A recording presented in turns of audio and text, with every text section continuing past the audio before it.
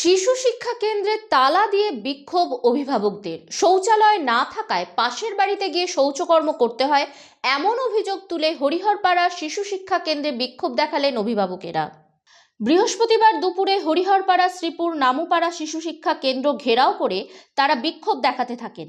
তারা সেই শিশু শিক্ষা কেন্দ্রে তালা ঝুলিয়ে বিক্ষোভ দেখাতে থাকেন। অভিভাবকদের অভিযোগ, শৌচালয় না থাকায় পড়ুয়াদের পাশের বাড়িতে শৌচকর্ম করতে যেতে হয়, আবার রাস্তার পাশে রয়েছে এই শিশু শিক্ষা কেন্দ্র, অথচ শিশু শিক্ষা কেন্দ্রে সীমানা পাঁচিল নেই, ফলে সব সময় অভিভাবকেরা দুর্ঘটনার আশঙ্কায় থাকেন। তারা দ্রুত এই সমস্যার দাবি জানিয়েছেন। যে এখানে আমাদের স্কুলে বাথরুম পায়খানা পরিস্থিতি খুবই খারাপ, মানে বাথরুম পায়খানা নাই। আগে ছিল, পানি ভাঙনে ভেঙে গেছে, সমুদ্র পুকুরে চলে গেছে, কিন্তু আমাদের সেই সমস্যার জন্য ছেলেপুলে আমাদের প্রায় এখানে 70 জন ছাত্রছাত্রী আছে, কিন্তু এসে যে বাথরুম পায়খানা প্রসাব করবো সে জায়গা নাই।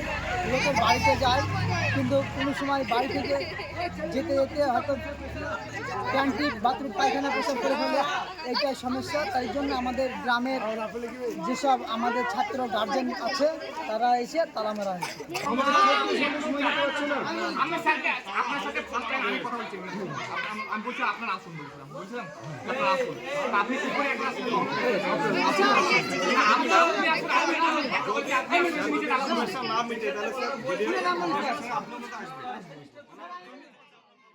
এসএসসি স্কুল অনেকদিন থেকে আছে, আর এখানে অন্য স্কুলে চাইতে ছাত্রটা অনেক বেশি, কিন্তু এই পরিকাঠামো যে একটা যে পরিবেশ, যে একটা বাথরুম পায়খানা বিগত 4 বছর থেকে ভাঙা পড়ে আছে, সেই বাথরুম পায়খানা এখন পর্যন্ত মেরামত করা হয়নি।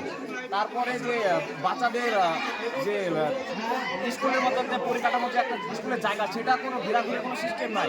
70 থেকে 100টা ছাত্র, 2টো মাস্টার, এই স্কুলটা 4টে ক্লাস হয়, 2টো মাস্টারকে কীভাবে কভার করবে? এইভাবে মানে ক্লাসটা পরিকাঠামো টোটালটাই চলছে। তার সাথে আমাদের অভিযোগ, স্কুলে বাথরুম পায়খানা এবং পাঁচিল, এটা আমাদের ইমিডিয়েটলি দরকার, এটা আমাদের লাগবে।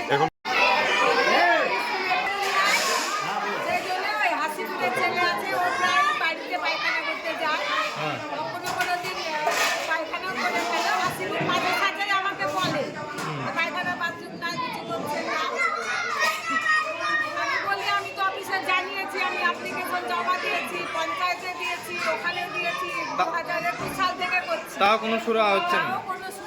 আচ্ছা, মোটামুটি এই সমস্যা কতদিন ধরে ভুগছে?